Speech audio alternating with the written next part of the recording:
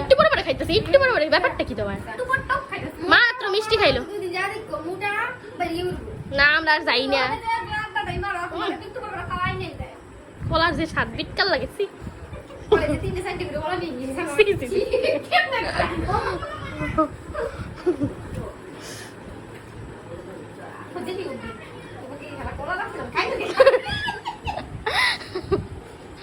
খাওয়ার পরে খাও, এখন আবার খাইতে বসবা।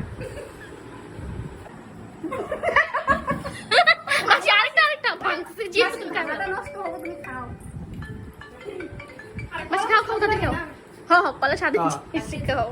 দিদা রুমে তোর দেখা যায় না তো। হাই এই মাসি মা দিদি সব আরে গল্প জানা মাসি